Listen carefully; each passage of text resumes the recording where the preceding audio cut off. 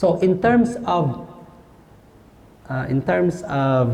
how we look at them, there's already that disparity, inequality.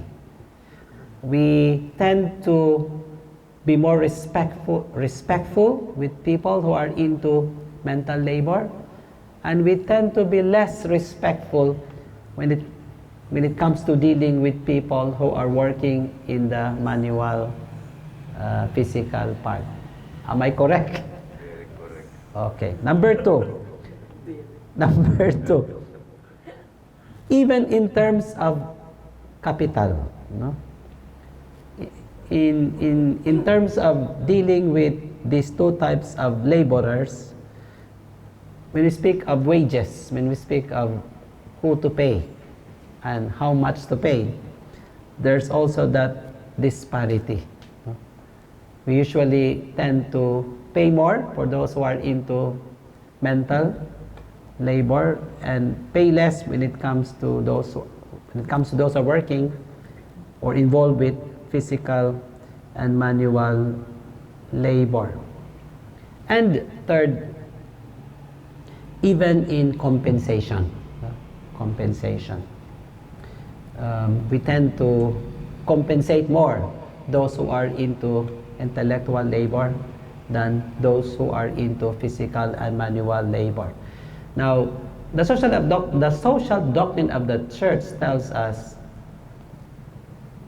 whether this man is working in a carpenter shop or working as garbage collector or working in a government office or working in a classroom or working in a hospital or in the court, or whether this person is working in the parish or working as fishermen, they have the same needs.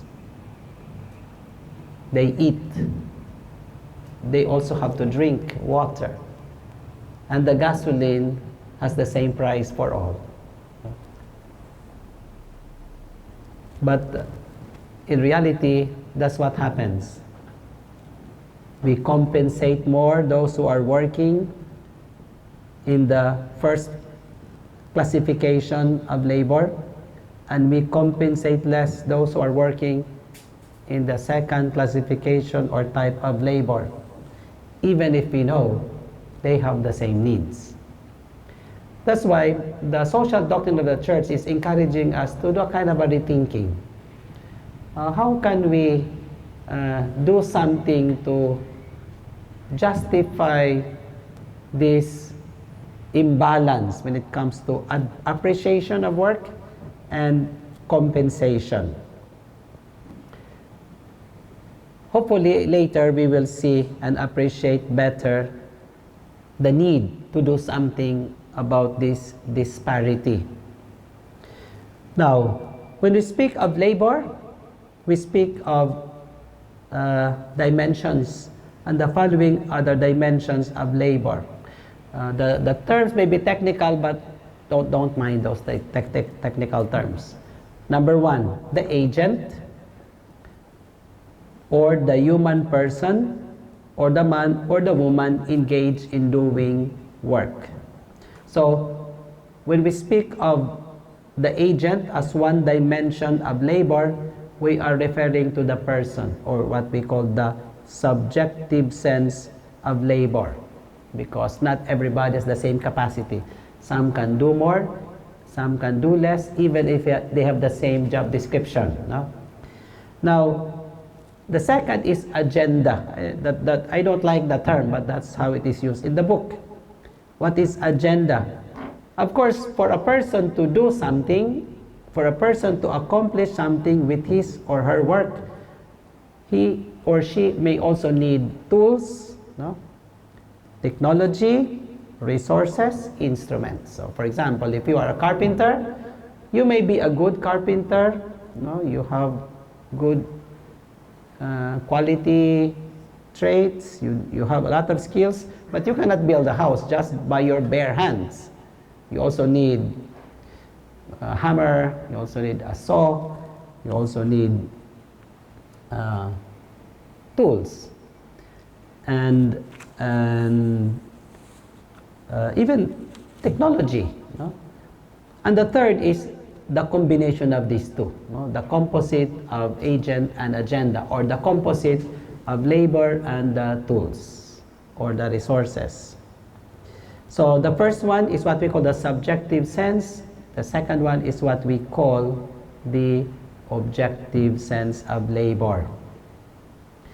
For example, if I want to make a brick, I need my skill, but I also need materials, and also I need tools.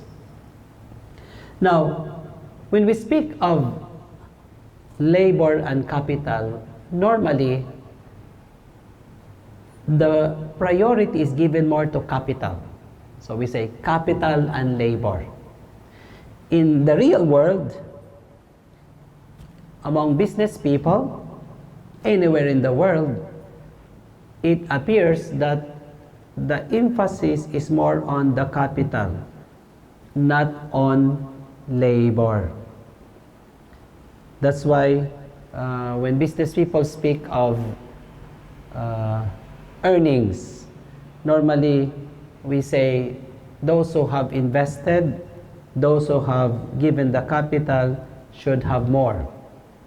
And the laborers normally will only have to be given less than what is given to the capital. Well, because it's understandable. Because in the material world, in the secular world, if we take away God in the picture, the kind of society that we will have will be a materialistic society. And in a materialistic society, it's normal that you will give more emphasis on the material component. Like, for example, I'm the investor, I've invested 1 million, so it's expected that more of the earnings should be given to me because I have given more. Now, in the social doctrine of the church, it is the reverse. The social doctrine of the church says the emphasis should be more on labor than on capital. Well, of course, hopefully I can explain why it's like that. Why is it that in the social doctrine of the church, there is preferential option for labor than capital? And the reason, again, is what I have been saying since the beginning. We have been explaining the social doctrine of the church. Because the basic principle of the social doctrine of the church is that in every society, in every country, the primordial important element is the person. And in any activity in the society, whether it is religious activity, economic activity, political activity, they have to always see to it that the human persons will be the ones to benefit from them. So that's why, as I said, there can be no law that will give more emphasis on the country than the individual, on society than the individual. Why? The reason why there are societies, the reason why there are countries are for the good of every human person. So that's the basic teaching of the social doctrine of the church. It is person-oriented.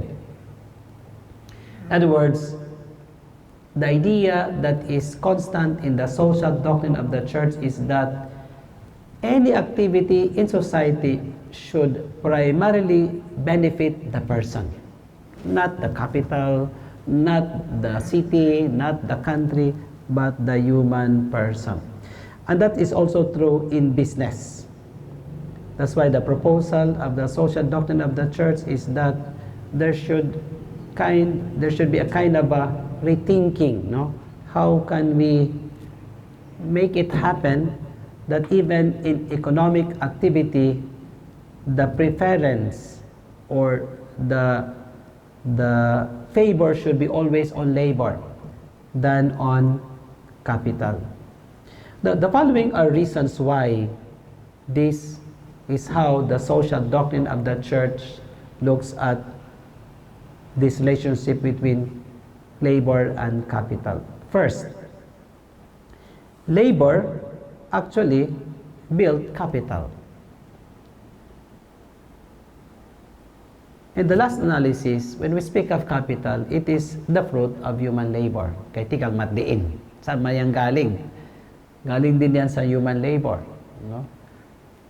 So that's why there should be priority, preference to labor than on capital. Because even capital itself is just an effect of labor.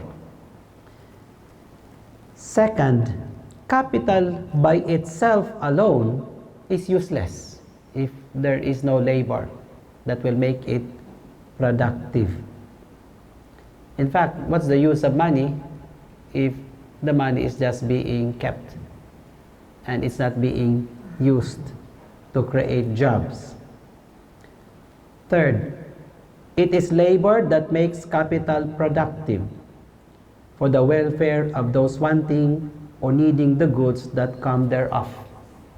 So even, for example, when we invest money in stocks, obviously there's someone working for and behalf of the investor, the one who thinks of which company will I invest the money entrusted to me. So whether we like it or not, there's always a laborer. And that laborer, whether mental or manual, is the one that is making the capital productive. Fourth, it is labor that improves capital in terms of its being more relevant and responsive to social requirements. For example, why did Nokia collapse? When in fact it used to be in the early 2000 the number one phone company. There was so much capital, but there was little mental labor involved. Nokia was being encouraged to go into Android, but they were more into design, improving the design, until finally they were left behind by Samsung, by Huawei and iPhone. Money alone, capital alone is useless unless there are people working to make capital productive. And that's what happened to Nokia. It declared bankruptcy and was subsequently taken by Microsoft, I think. And then up to now, it was not able to recover. But thanks to people behind Samsung, beside Huawei, beside Oppo, beside people keep on thinking, that's why they were able to succeed. That's how important labor is. Capital alone is nothing without people working to make capital productive. And that's why the social doctrine of the church tells us dapat in economic activity we have to favor more labor than capital, because actually there is a human labor before, during, and after the capital. There's always a human person working prior to, during, and after. Capital alone is nothing without people working to make it more productive, to multiply riches.